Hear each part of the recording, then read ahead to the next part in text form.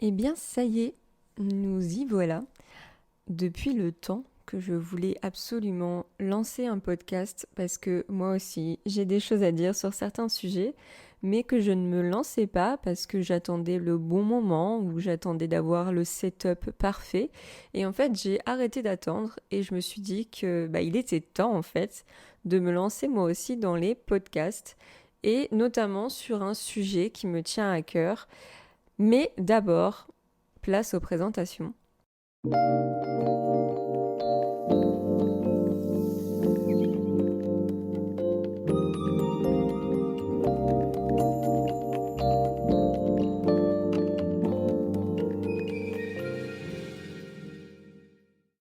Je m'appelle Aurore, j'ai 34 ans et peut-être que vous me connaissez sous le pseudo Aurore au naturel.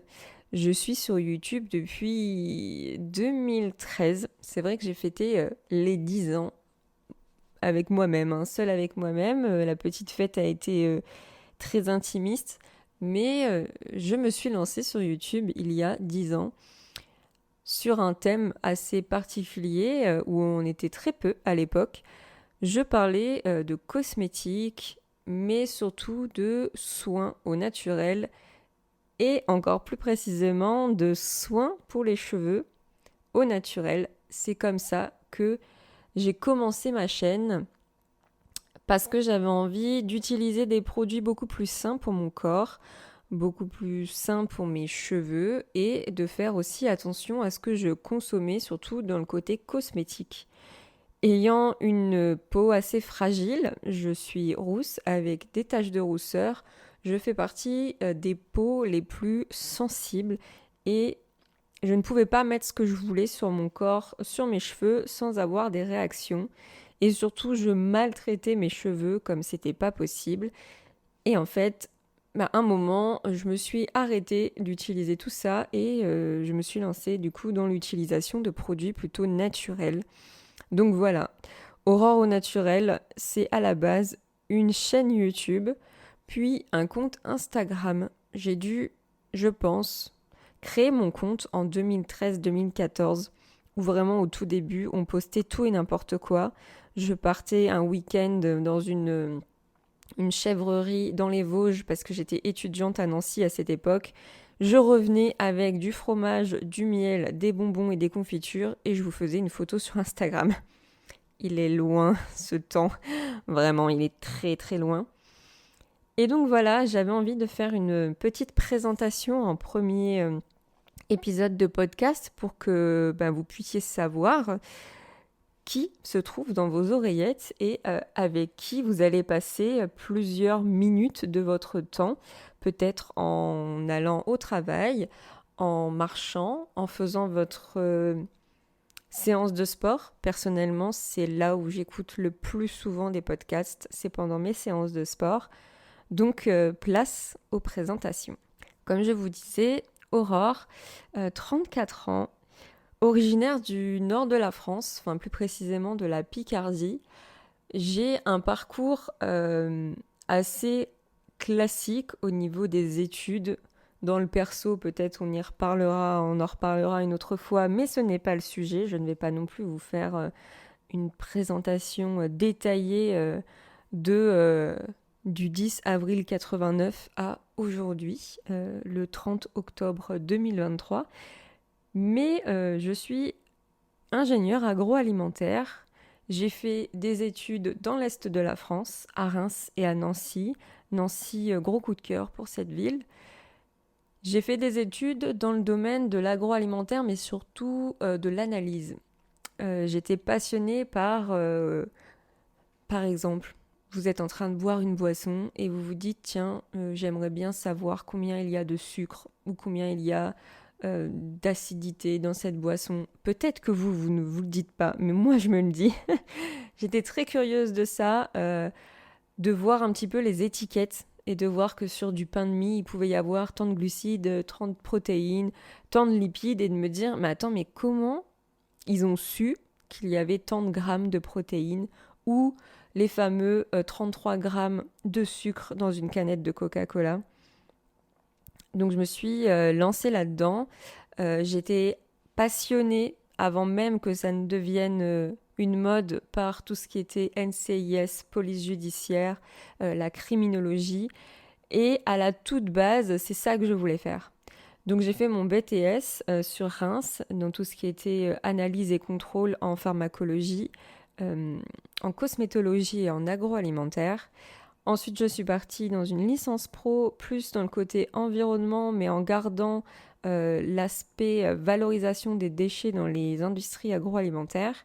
Et ensuite, école d'ingénieur à Nancy, sur tout ce qui était nutrition, bioprocédés et tout ce qui tournait autour de la fabrication des aliments dans les industries agroalimentaires. J'ai vite déchanté parce que j'ai découvert l'envers du décor de comment on fabrique la nourriture. Et je pense que c'est à ce moment-là aussi j'ai eu un éveil au niveau de ma conscience en me disant, bon, les produits transformés, c'est vraiment une catastrophe niveau agroalimentaire. Mais si tu te penchais un peu sur tout ce qui était cosmétique et entretien et produits d'entretien, je pense aussi qu'il y aurait des choses sympas à voir. Sympa sur un ton très ironique, hein, je préfère préciser. J'ai visité des centres de tri de déchets, j'ai visité des stations d'épuration, j'ai visité des brasseries, j'ai visité des entreprises sur la filière lait, donc tout ce qui est fabrication du lait. Parce que là, vraiment, je pense que les gens hallucineraient de voir que le lait qui sort du pied de la vache n'est pas du tout le lait que vous buvez.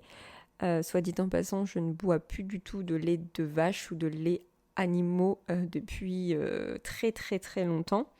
Je ne dis pas que les laits végétaux, enfin les boissons végétales sont peut-être mieux faites ou en tout cas de manière moins pire, même si ça ne se dit pas.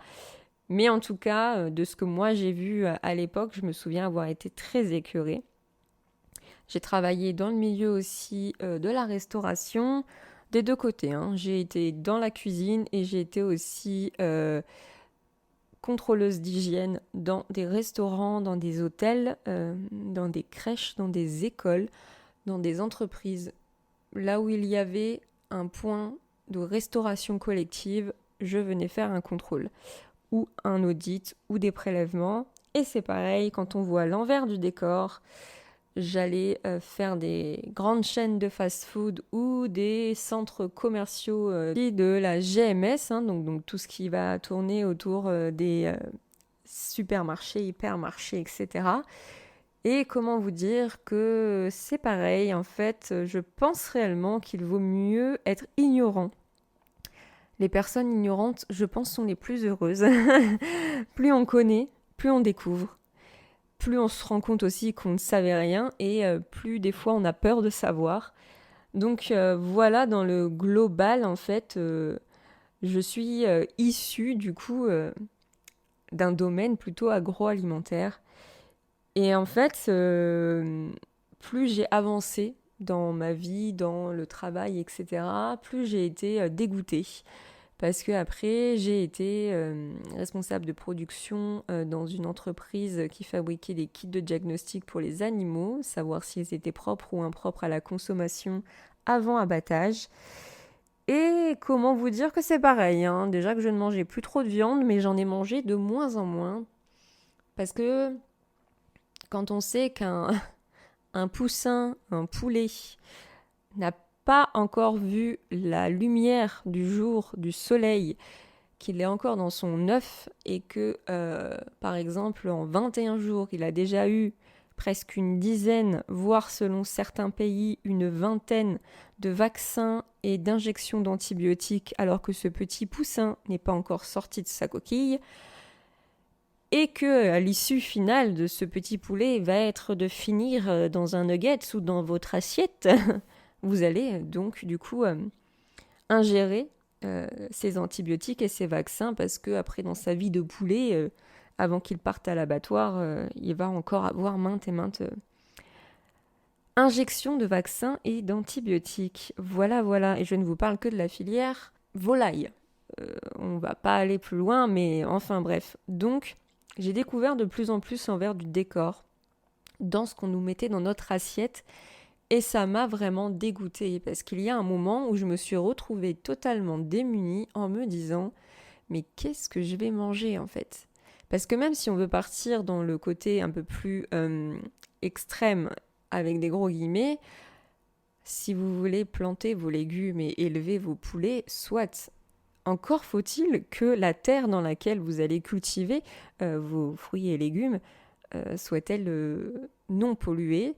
Encore faut-il que le poulet que vous allez avoir élevé avec amour et tendresse, que vous allez nourrir, est-ce que cette nourriture sera fiable?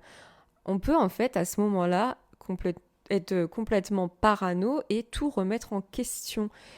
Et donc du coup il faut se faire à l'idée de savoir décrypter un maximum les notices, les compositions de vos produits et savoir que de toute façon, en pleine conscience, vous ne pouvez pas être parfaite, à moins de vivre vraiment dans un endroit exempt de toute pollution, ce qui est possible sur cette planète, mais je ne pense pas que ce soit à la portée de tout le monde.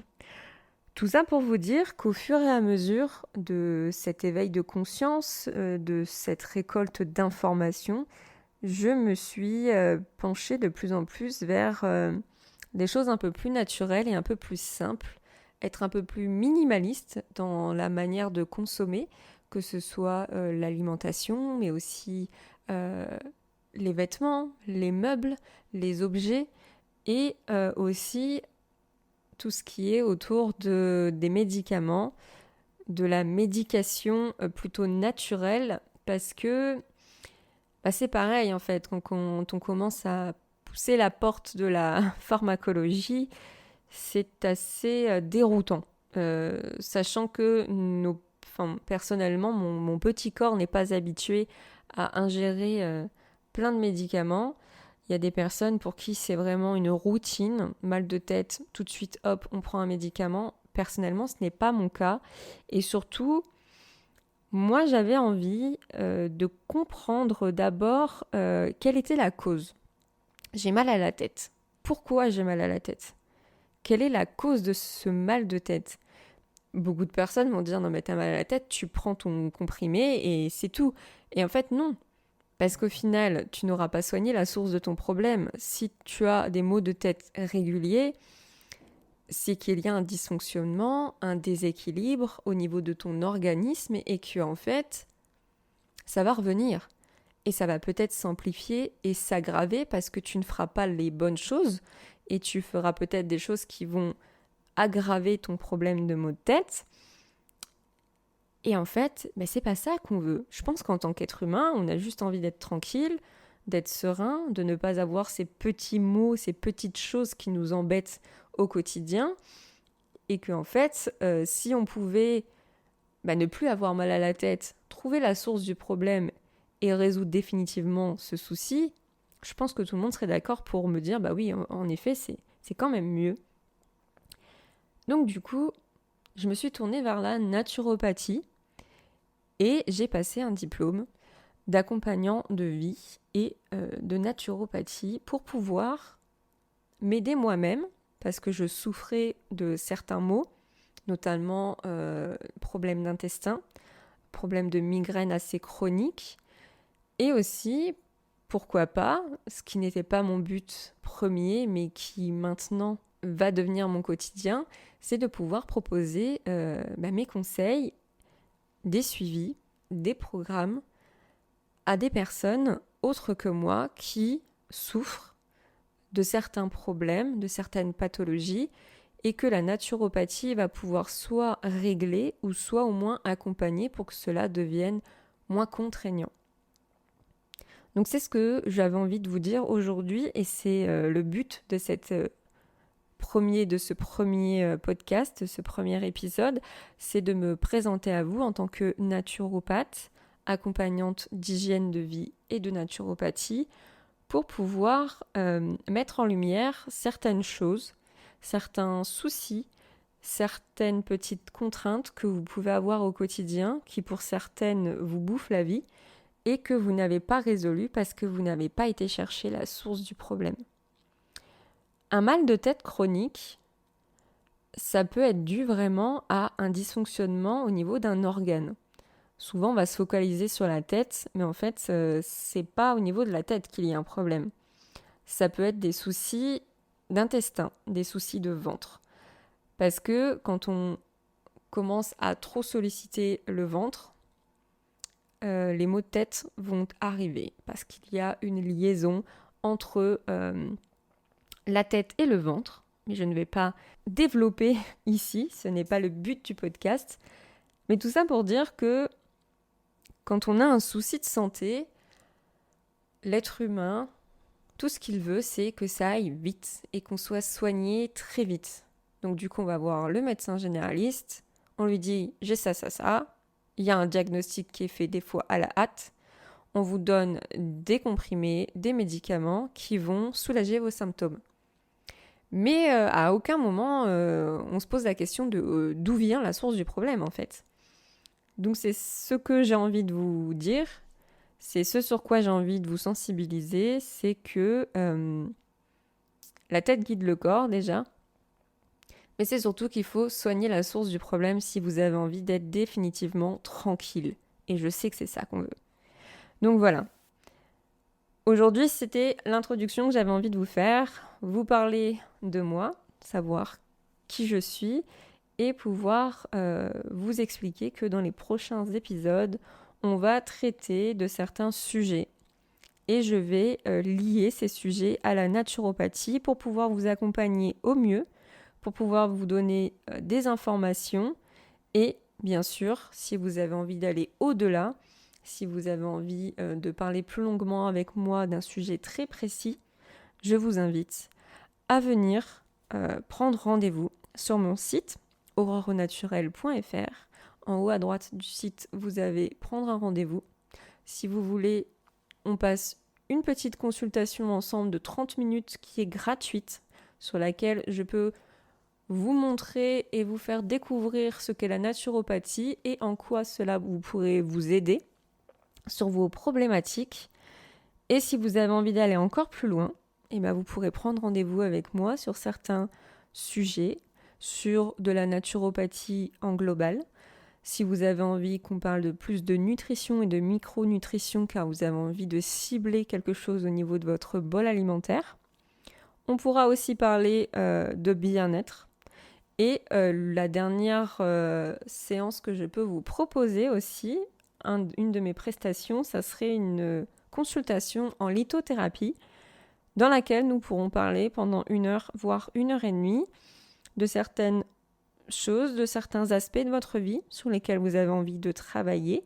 Et si vous êtes sensible aux pierres ou au pouvoir des pierres, nous pourrons à la fin de cette séance réfléchir à un bijou personnalisé avec des pierres, avec des vertus précises et ça sera un petit objet totem qui pourra vous aider à travailler sur vous avec les bienfaits des pierres. Et voilà, ça sera comme ça une séance complète. C'est tout pour aujourd'hui. J'espère en tout cas que ce premier épisode de présentation vous aura inspiré, vous aura plu. Et je suis en pleine recherche sur le nom du podcast. J'ai une petite idée, mais on verra au fur et à mesure comment ça se passera. Je vous souhaite une belle journée, une belle après-midi, une bonne soirée, selon le moment où vous allez écouter ce podcast. Et je vous dis à très bientôt dans un prochain épisode. À bientôt!